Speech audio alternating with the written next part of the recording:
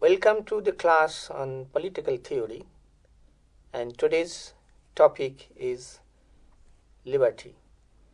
This concept of liberty is basically multidimensional. It has certain cognate concepts like right, equality, justice, and so on. Liberty basically means absence of hindrances to our thinking, expression, movement, choice, perception, and self-dignity. Essentially, the concept of liberty carries three connotations: absence of constraints, number two, the notion of choice, and number three, existence of conditions actualizing the choice. There is some distinction between, not universally followed, but some theorists do, between liberty and freedom, though they are more or less synonymously used in popular usage. The Maurice Canstron, for example, is of the view that liberty tends to be used in legal and political senses and context, and freedom in philosophical and more general context. Others like Pitkin suggest that liberty is more plural, whereas freedom is more holistic. Sir, I have a question, sir.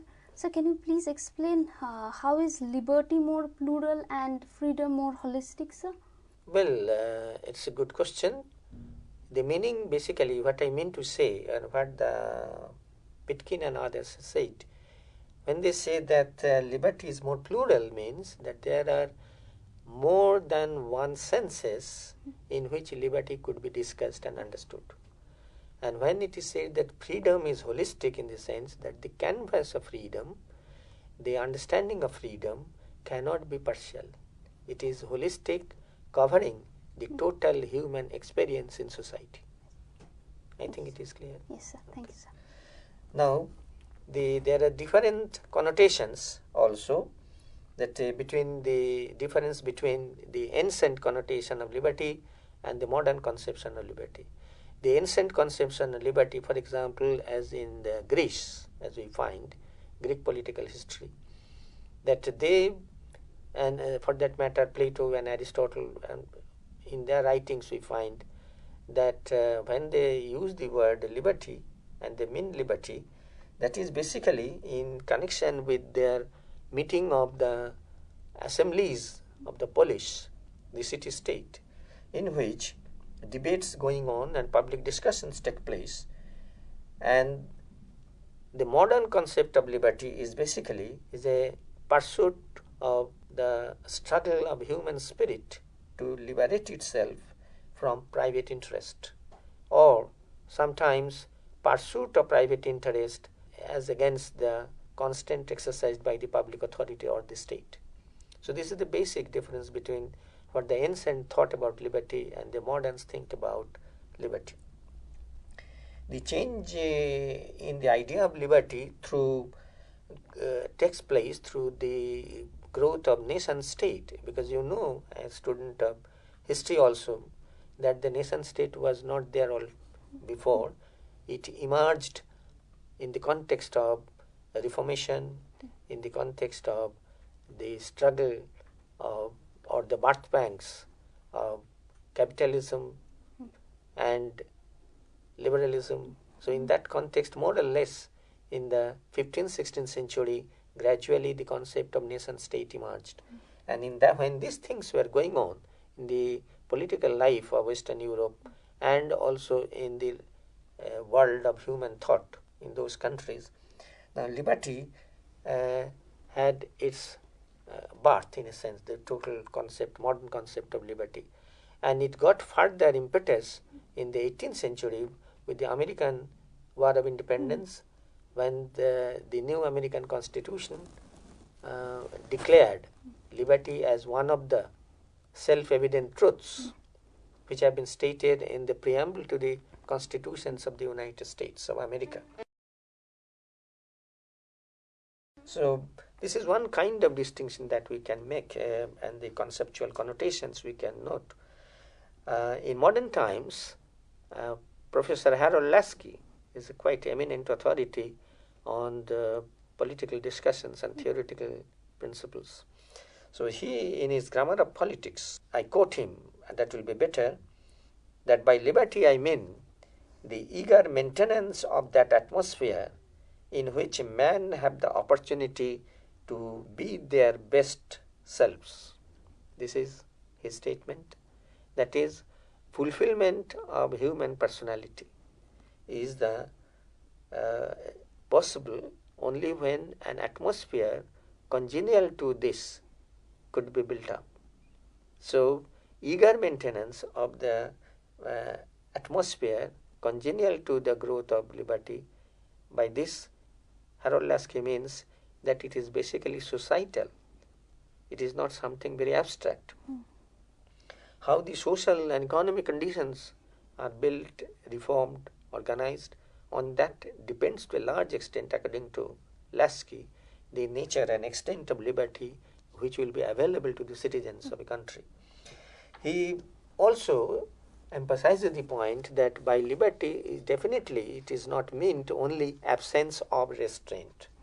There is some sort of a positive aspect to the meaning of liberty also, in which the liberty becomes the profession or the commitment of a free man, because it comprises the whole personality of harmonious living with other free men in society. Lasky makes another important point in this connection when he discusses liberty. He says that liberty can never coexist with special privileges. These two are contradictory, because special privilege, if there is in any society, in any social context or political atmosphere, there is absolutely no question of citizens enjoying liberty. Those two cannot coexist. He makes a special point about it, because it is liberty which transforms an individual from the status of a natural slave into a creative citizen. This is to be very, very important statement, and I think very important way of looking at the importance of liberty. Only when liberty is given or liberty is enjoyed by the individual citizens, they can fulfill their aims of life. They can enrich their personality. Sir, I have a question. What Lasky suggests is probably a sort of superstructure to maintain this atmosphere in which liberty can be attained. Did he suggest that? No. Superstructure is not, I think the term is not applicable here. And he didn't use that also. Because superstructure means there is a structure and over it there is a superstructure, not that like that. He says that society's economic, social, cultural organization will be done in such a way that the individual citizen, everybody should have the necessary wherewithal to enjoy a free, creative living, so that they can enjoy their living as such. And human beings cannot enjoy life unless there is creative freedom given to them. And that is why he again says that in a special privilege of the ruler, of the ruling class, these are inimical to liberty. So in that sense, it is part and parcel of a total atmosphere of living life in a civilized society.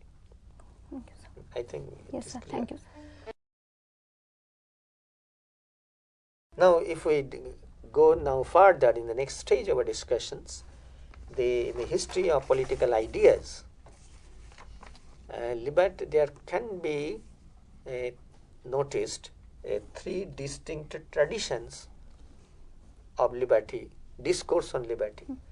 First is Republican tradition, second is the liberal tradition, and the third is the Marxian tradition. So when we talk of Republican tradition, in the history of ideas I am talking of, three persons must be mentioned. First Machiavelli, then Rousseau, and third in our own time, Hannah Arendt. Now Machiavelli has been wrongly interpreted by many people, And there is a popular idea that Machiavelli means scheming, conspiracy, etc., etc. But exactly that is not the point. Basically, as a political philosopher, Machiavelli is the first person or first political theorist who made it a point that citizens must have their legal obligations, and the obligation to others, the fellow citizens. And in that way, he offered some sort of an idea which was later developed in the 17th century Western Europe, more specifically in Britain, in which there was the Civil War, and Thomas Hobbes, he defined liberty in one way which was rejected by a very eminent critic of our time, political philosopher, Quinton Skinner, who says that liberty is an expression of natural freedom, which was ignored by Thomas Hobbes. Because Thomas Hobbes has other agenda in building up his own theory in his book Leviathan, you know. So next we come to Rousseau, and here it is all the time very confusion prevailing among all the readers of Rousseau philosophy, because of the particular paradox that he used in his social contract discussions.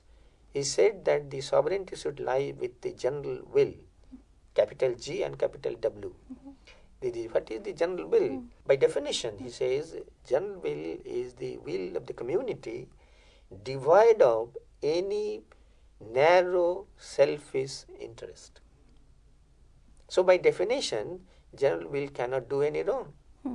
So by definition, everybody will be benefited in the community if we make general will the supreme thing, or general will enjoy sovereignty.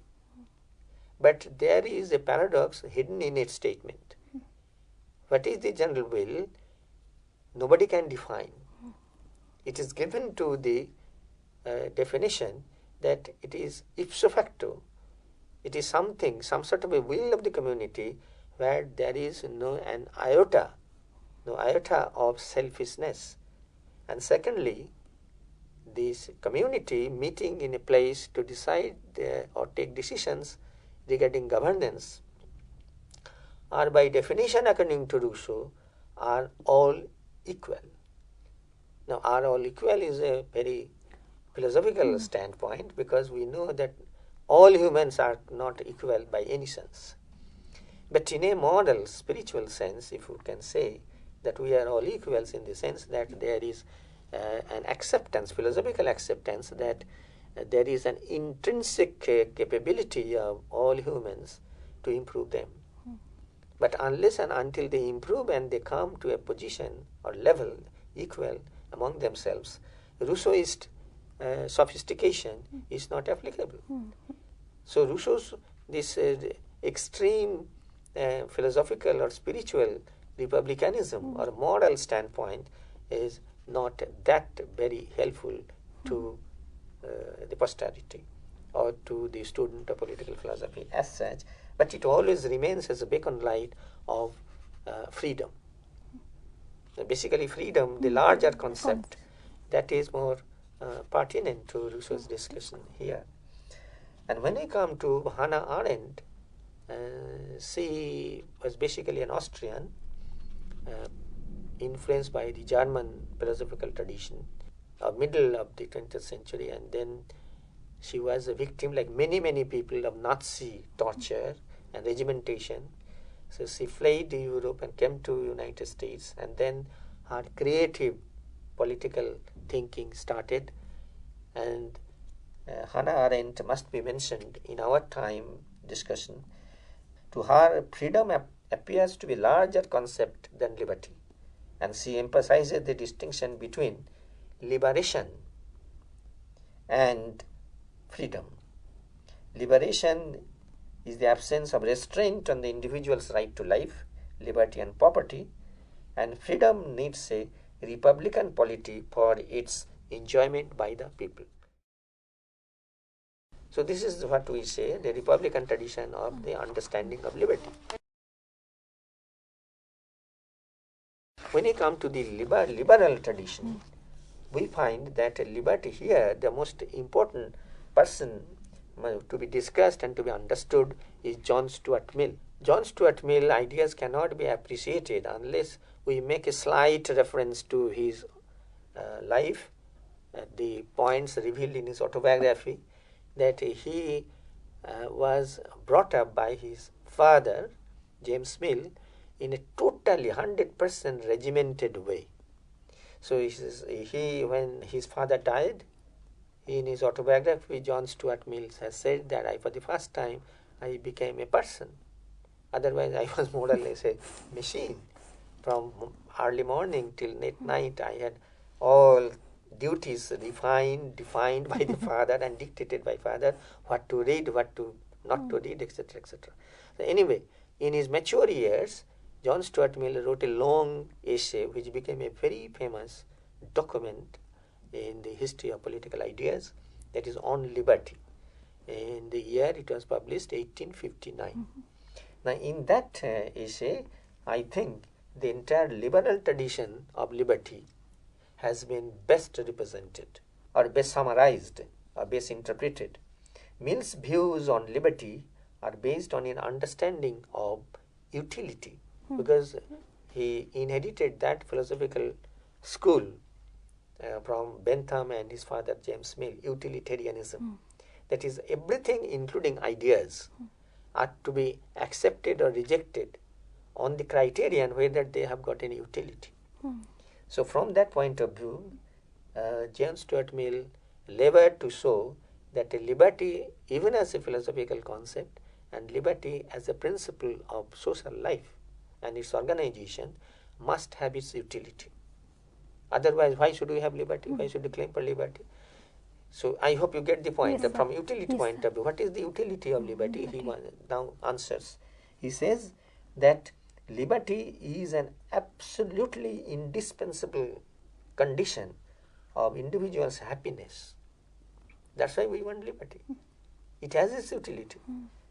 And considers free individuality as a prerequisite for the cultivation of the self.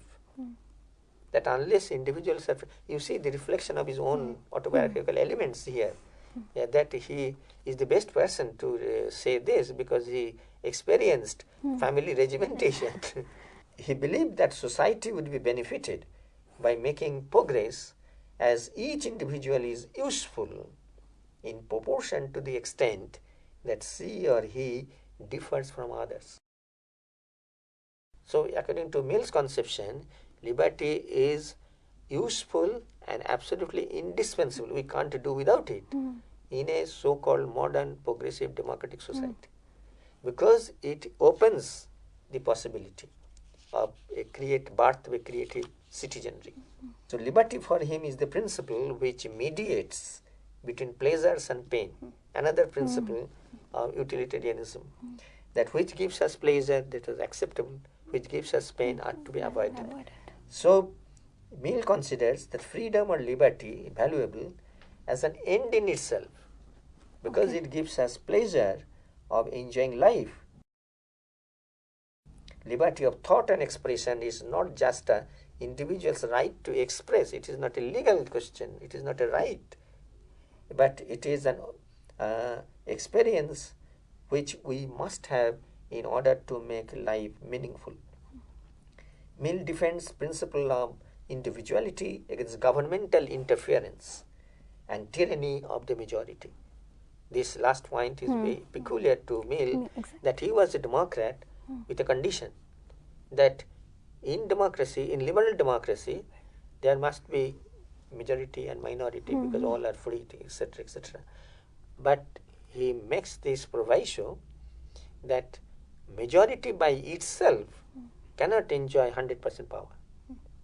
And if majority claims that since we are in majority, for the time being, we must dictate to others, to the minority, Mill says that is the end of democracy. So, if democracy in a liberal tradition is to be understood properly in its spirit, right spirit, then Mill insists that it must protect the rights of the minority also. That means not the legal right as such, but the total political atmosphere of the society in which everybody must enjoy his opportunity of thought, free expression, free dialogue, discussions. So this is the liberal tradition. And here, most important thing, which very many times, very many regimes have forgotten, that when we do say, we do not underestimate, do not underline, but that it is necessary to underline it, that is the principle of choice. There must be alternative choice always. Well, you see, we are discussing Marxian concept of liberty, and this tradition of Marx and the Marxist is this, that they are critical of the formal freedom of bourgeois democracy, and they are not prepared to give the bourgeois democracy a full, genuine freedom as such. So in line with the philosophical tradition of Spinoza, Rousseau, Kant and Hegel, freedom is seen by Marx as emancipation, not liberty or freedom of the bourgeoisie. Emancipation of man to him means self-determination, and by self-determination he means that removal of all obstacles to the manifold development of human powers. And this can be achieved only by overcoming the obstacles like conditions of wage labor and other forms of exploitation by a collective enterprise of the labor. This collective effort will be socially cooperative and organized human efforts in order to achieve control over both nature and social conditions of production. And thereby Marx believed that man's alienation from nature and from the production system could be eliminated and abolished, and thereby the social classes will be abolished, and abolition of social class will enable people to enjoy full and genuine emancipation.